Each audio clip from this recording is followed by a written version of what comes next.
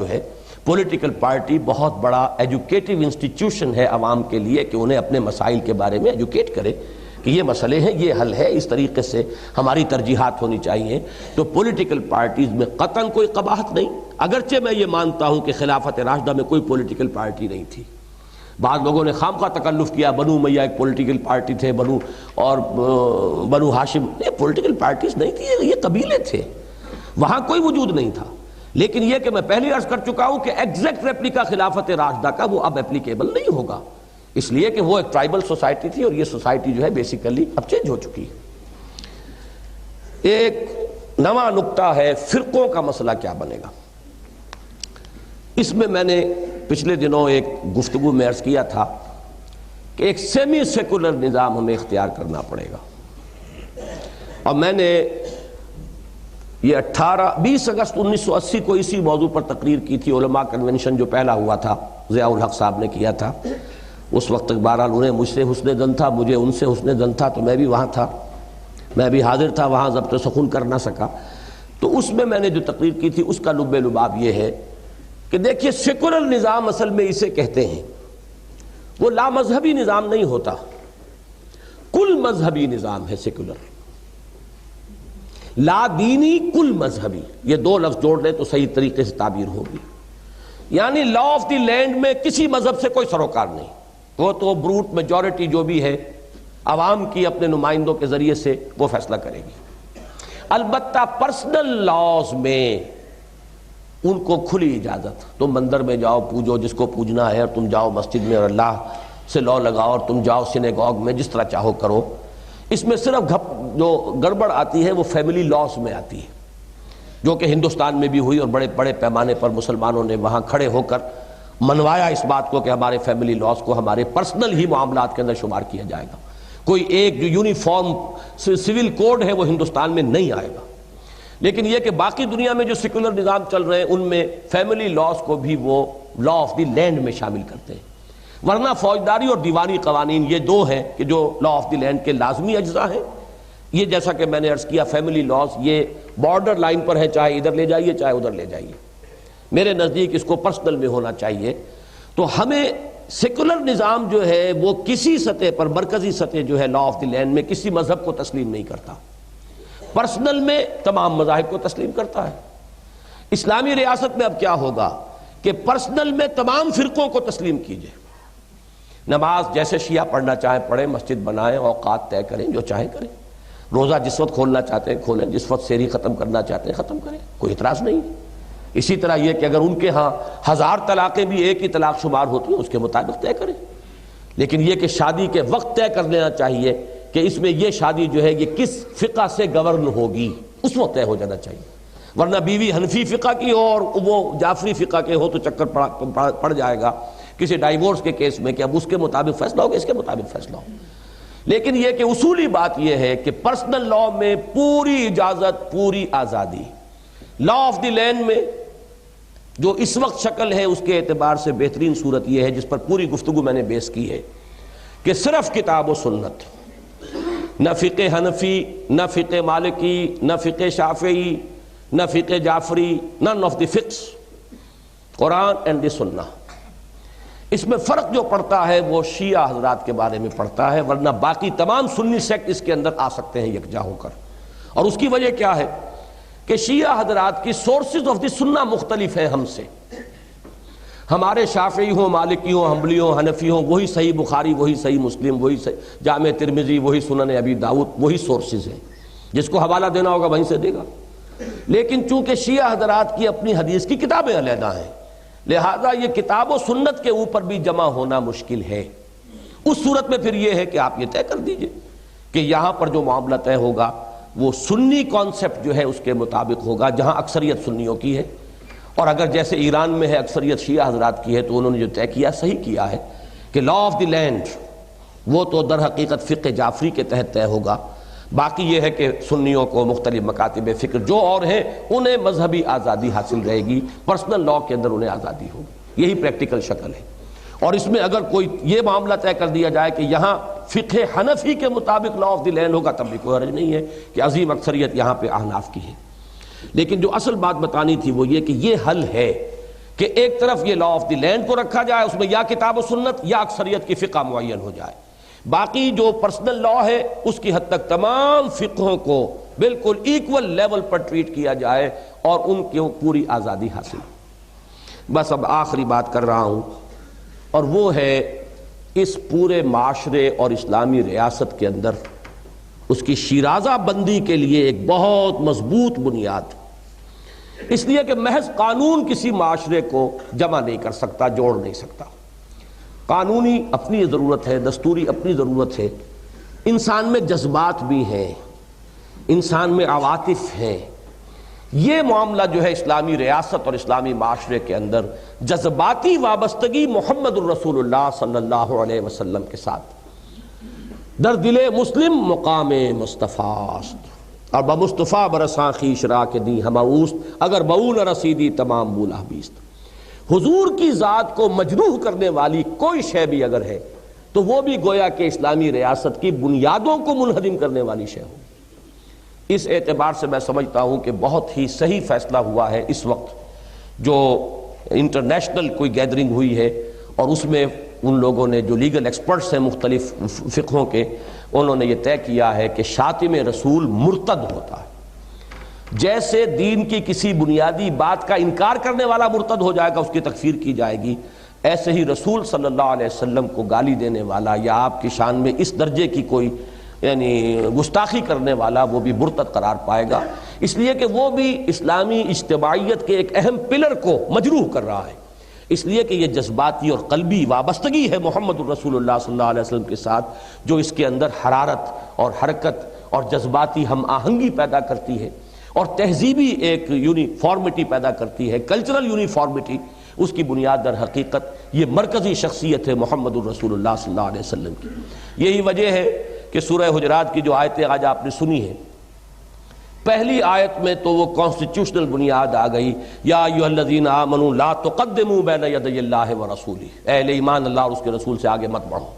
یہ تو کانسٹیٹیوشنل ہے، وہ دائرہ ہے جو میں بیان کر چکا، جو ریپرزینٹ کر رہا ہے ڈیوائن ساورنٹی کو۔ اور پھر پوری تفصیل سے آیا لا ترفعوا اصواتکم فوق صوت النبی ولا تجہروا لہ بالقول کجہر بعضکم لبعض، وہ ترجمہ آپ سن چکے ہیں، اپنی آواز کو نبی کی آواز سے بلند نہ کرو، جس طرح تم بلند آوازی سے باہم گفتگو کر لیتے ہو ایسے نہ کر بیٹھنا، مبادا تمہاری ساری نیکیاں حبط ہو جائیں تمہیں پتہ بھی نہ چلے۔ اب یہ جو انداز ہے قرآن مجید کا، یہ خود بتا رہا ہے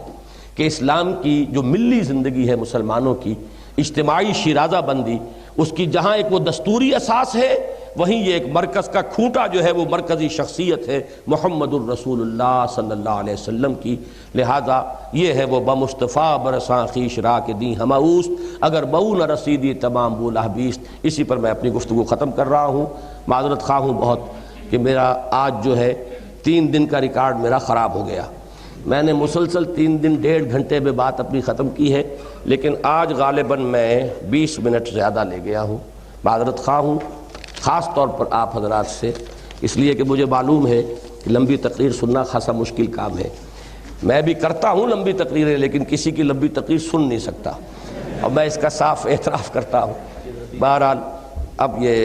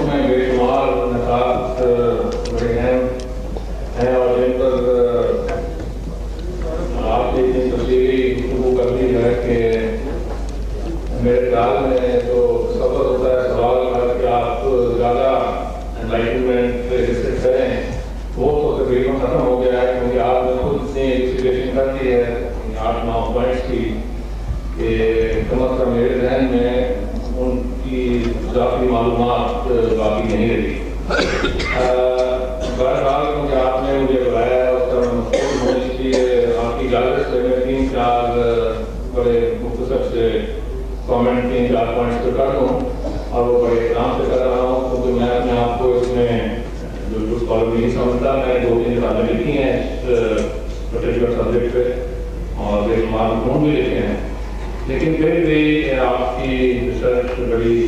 وسیع ہے اور ہو سکتا ہے کہ جو میں آپ کروں وہ شاید آپ سے مطابقت ہی رکھتا ہو اور ہو سکتا ہے کہ شاید نہ رکھتا ہو، لیکن کیونکہ یہ پرسپیکٹو معاملہ ہے اور پرائمری مسئلہ ہے، اس میں اگر میں اختلاف بھی کر جاؤں تو آپ سب جان بلائیں میں۔ سب سے پہلا مسئلہ ہے اس لیبل کاسٹ کی آپ نے تائید کی ہے تھیوری ڈیموکریسی۔ جب ہم سائنٹیفک حساب سے کسی چیز پر لیبل لگاتے ہیں تو اس کا مطلب یہ ہوتا ہے کہ لیبل سے جو سننے والا ہے اس کی سمجھ میں آ جائے ہم کس چیز کا اشارہ کر رہے ہیں، ٹیبل، پنکھا، کرسی، میز، فزکس، کیمسٹری۔ جب ایسا ہم لفظ کوائن کریں اور پھر اس کو استعمال کریں اور پھر یہ ایکسپیکٹ کریں کہ اگلا اس کا مطلب اس کے سننے سے سمجھ جائے گا اور جس کا خود مطلب سمجھنے کے لیے شاید اس سے بھی زیادہ تشریح کی ضرورت ہو، تو میرے خیال میں یہ ایکسرسائز بائی اٹ سیلف، اس کو لیٹن میں کہتے ہیں non sequitur, theory democracy by itself سمجھانے کے لیے کتابوں کی ضرورت پڑے گی۔ تو میرے خیال میں یہ جو لفظ اسلامک ریپبلک ہے یہ بہت سیلف ایکسپلینیٹری ہے، لفظ اسلام کا اور ریپبلک کا پہلے دن اس پہ کچھ گفتگو ہوئی تھی، کیونکہ اس طرح کا مقصد ہوتا ہے کمیونیکیشن، اور اگر کمیونیکیشن کے لیے ہمارے پاس اصطلاح جو ہے وہ کافی ہے، یہ بھی مکمل نہ ہو فلسفی اعتبار سے، لیکن اتنی کافی ہے کہ اس سے سمجھ آ جائے تو اس پہ اتفاق کرنی چاہیے۔ لیکن میری ناچیز رائے میں جو لفظ اسلامک ریپبلک ہے یا اسلامک معاشرہ ہے، اس سے بہتر ہو ہی نہیں سکتی کوئی قائم، کیونکہ یہ تو ہمارے دین پر مبنی ہے۔ لہٰذا اگر کوئی فلسفی نو میٹر کتنا ہو، بڑے رتبے کا کیوں نہ ہو، وہ سمجھے کہ وہ اس سے بہتر کوئی قائم کر سکتا ہے، تو میرا خیال میں یہ اتنی بڑی وزارت ہے جس کو فلسافیکلی جسٹیفائی کرنا بڑا مشکل ہے۔ میری اپنی کتاب ہے، اس کا نام ہے اسلامک ریپبلک، اور میں نے جب نام اس کے لیے سوچنے کی کوئی ریسرچ کی تو میں نے کافی لوگوں کے کتابیں پڑھی، اور سب سے جو میرا خیال ہے، میرے خیال میں اس پہ اتھارٹیٹیو ورک ہے وہ ہے ولفریڈ کینڈلر سمتھ کا، جو یہاں پہ پرنسپل بھی رہے ہیں اور ہارورڈ ڈیونٹی اسکول کے ڈین تھے، جن کی 2 کتابیں ہیں، اسلام ماڈرن ہسٹری اینڈ انڈرسٹینڈنگ اسلام، اور جنہوں نے اتنی انہوں نے تعریف کی ہے اسلام کی، شاید مسلمان بھی اتنی اسلام کی تعریف نہیں کر سکتا، اور انہوں نے ایک جامع الفاظ میں کہا ہے کہ جہاں تک اسلام کے فلسفے کے سامنے کا تعلق ہے، شاید انڈیا پاکستان مسلمان کی جو لیول ہے انڈرسٹینڈنگ کی وہ کسی جگہ پہ نہیں۔ تو میرے خیال میں جو لفظ تھیوری ڈیموکریسی کی آپ نے تعریف کی ہے، انکارپوریشن کی، اس سے میری ناچیز رائے میں مسئلہ آگے نہیں بڑھتا ہے اور کنفیوز ہو جائے۔ یہ تو پہلا میرا پوائنٹ۔ دوسرا میرا پوائنٹ ہے وہ کچھ ریولوشنری نیچر کا ہے، اور وہ میں آپ میرا سب سے ایگری کریں گے، لیکن میں نے وہ ایک دفعہ عدالت میں اٹھایا تھا تو مجھے کورٹ نے کہا، سپریم کورٹ نے کہا کہ اس کو آپ نہ اٹھائیں، کیونکہ عالم جو ہیں ان کو اگر یہ سمجھ آتی کہ آپ یہ کہہ رہے ہیں تو وہ تو ریولوشن کریٹ کرتے ہیں۔ پوائنٹ یہ ہے، اس کا آپ نے کہا ہے اور اس کی بڑی تعریف کی ہے بار بار کہ اب کانسٹیٹیوشن میں بڑے مشکلات سے یہ لفظ آ گیا ہے کہ اسلام کے منافی قانون نہیں بنیں گے، اور یہ ریزولوشن بھی آ گیا ہے، اس کو ہم آرٹیکل 2 یہ کہتے ہیں۔ یہ تو ٹھیک ہو گیا، لیکن اس کو ہم جب جورسپروڈینشل ویلیڈیٹی کے پوائنٹ آف ویو سے دیکھتے ہیں تو ہوا کیا ہے، اسلام کی جو سپریمیسی ہے وہ آج خود نہیں آئی، اپسو فیکٹو نہیں آئی، کانسٹیٹیوشن کی وجہ سے آئی ہے۔ یعنی کانسٹیٹیوشن جو ہے وہ آپ کے اس سے اوپر ہے، کانسٹیٹیوشن نے کہا ہے کہ اسلام کی آپ بات مان لیں، یہ نہیں کہ اسلام کہتا ہے کہ کانسٹیٹیوشن میں لکھا ہے۔ اور یہ ایک بیسک کویسچن ہے جو اسٹوڈنٹس کا، جس کو فلسفہ آئین میں اپوکسمی کہتے ہیں، یہ جو فریز ہوتا ہے وی دی پیپل،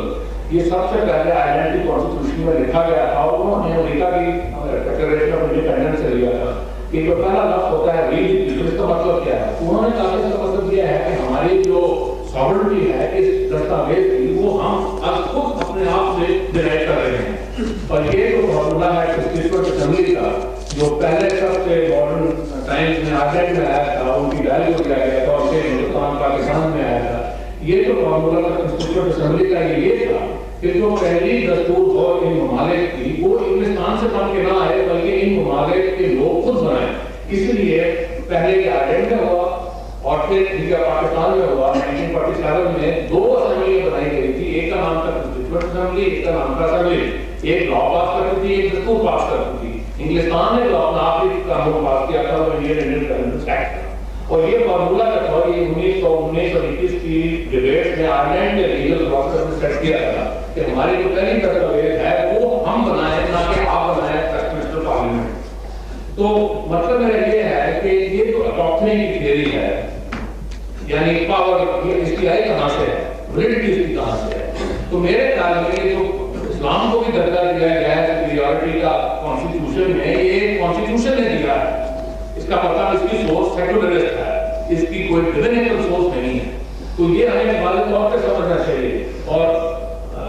موجودہ دور میں آپ نے دیکھا ہوگا آٹھویں تدوین پہ ایک بڑی زبردست بحث ہو رہی ہے جس کی کچھ حصے میں بھی تعریف کرتا ہوں، لیکن اس کا ایک ایسا یہ بھی ہے کہ اگر آٹھویں تدوین جاتی ہے تو یہ جو پروویژن یہ بھی جاتی ہیں کیونکہ ان پروویژن کی وجہ سے یہ جو سبقت ملی ہے یا نہیں ملی ہے یہ تو ہے دفعاتیں لیکن وضاحت مل گئی ہے یہ بھی چلی جائے گی کیونکہ وہ دو ایک دو دفعاتیں وہ بھی حل ہو جائیں گے۔ تو لہٰذا یہ کوشچن آف سپیریورٹی اور سپریمیسی آف اسلامک لا جو ہے یہ کلیئر جو ہے اس کی جو پرائیورٹی ہے میرے خیال میں وہ کانسٹیٹیوشن نے دی ہے، آج تو نہیں ہے۔ تیسری میری گزارش ہے یہ لفظ سیکولر وغیرہ، یہ ایک مت ہے ہمارے معاشرے میں اور اس کی عکاسی آپ نے اپنی گفتگو میں آج بھی کی اور اس دن بھی کی تھی کہ یہ ویسٹرن ممالک جو ہیں یہ سیکولر، یہ اگر آپ اس کا تجزیہ کریں یہ بات صحیح نہیں ہے۔ وہ کہتے ہیں اس کو لیبر کے حساب سے سیکولر ہے، مثلاً جو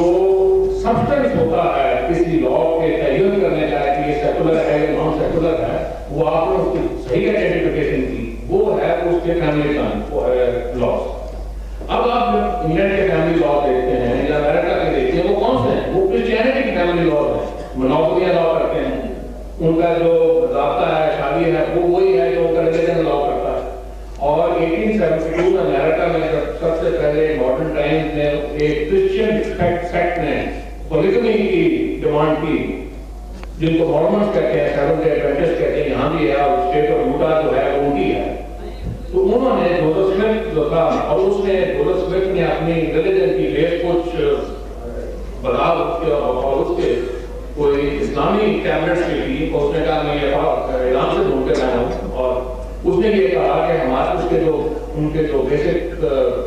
قانون ہیں وہ اسلام سے کافی ملتے ہیں۔ تو جب پولیگمی کا سوال آیا تو باقی جتنے امریکہ کی اسٹیٹ تھی انہوں نے ان کو پروسیکیوٹ کیا اور وہ چلتے چلتے نیو یارک سے وہ اس وقت یوٹا پہنچ گئے تو تقریباً اس وقت امریکہ کا ویسٹ ترین حصہ تھا اور بالکل پتھر ہی پتھر ہے وہاں سے، میں وہاں گیا ہوں۔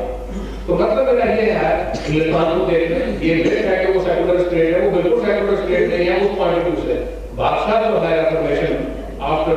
1538 جب کہ ہنری نے ریفارمیشن کیا اور پوپ کو جدا کیا تو وہ پوپ کی جگہ ہو گیا، وہ اپوائنٹ کرتا ہے آرچ بشپ آف یارک اور کینٹربری کو، وہ ڈیفینڈر آف دی فیتھ ہے،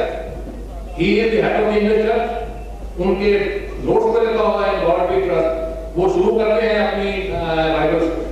تو جس طرح سے ہم اپنے آپ کو نان سیکولر کہنے کی کوشش کرتے ہیں اور ان کو سیکولر کہتے ہیں وہ ابھی بھی اتنے سیکولر ہے نان سیکولر ہے، یہ انہوں نے کیونکہ فلسفہ ان کا ہے زبان ان کی ہے انہوں نے ایک مت کریٹ کر دیا کہ ہمارا سیکولر لا ہے۔ ان پوائنٹس پہ ان کا لا ایسا ہے جیسا ہمارا ہے، ہمارے آئین قانون جو ہے وہ جتنے اسلامی ہیں یا نہیں ہیں اسے ان کے لیے۔ تو سوال یہاں جو بیسک ہے اسلامک لا کی ایگزسٹنس کا ویزا وی سیکولر سے وہ میرا خیال اس سے بہت وسیع ہے اور وہ میرا آخری نقطہ اس کی طرف میں آ رہا ہوں وہ یہ ہے کہ جس کا تصور اسلامک ریپبلک ہے اور آپ کی میں بالکل آفیسر تعین کرتا ہوں، میں نے بھی کیا ہے، میں نے اس کو لکھا ہے، اور وہ یہ ہے کہ اسلامک ریپبلک کا جو ڈاکٹرائنل ایسپیکٹ ہے جو قرآن شریف میں لکھا ہوا ہے اور جو پیغمبر اسلام نے جس طرح اس کو ورک آؤٹ کیا ہے اس کی جو ایویڈنس ہے کسی تھیوری کی جو ایویڈنس ہوتی ہے وہ کسی لیبارٹری میں نظر آتی ہے نا، تو جو لیبارٹری ہے ہماری اسلامک اسٹیٹ کی وہ وہی ہے جس کی آپ نے جو آپ نے فرمایا ہے وہ ہے راشدین کا زمانہ، وہ ختم ہو گیا تھا 660 AD میں، آج سے تقریباً 1400 سال پہلے۔ اس کے بعد ان ممالک میں جنہوں نے وہ پیغام ریسیو کیا انہوں نے اس کی پیروی نہیں کی،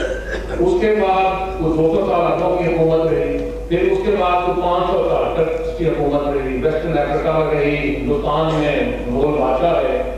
تو اس صدی تک وہ جو لیبارٹری ہے جس کو ہم اسلامک ریپبلک کا جس طرح سے اخذ کرنا چاہتے ہیں وہ تو کہیں نظر ہی نہیں آئی ہے 660 کے بعد حضرت علی کی وفات کے بعد وہ کہیں نظر نہیں ہے. لہٰذا سوال یہ ہے کہ ہم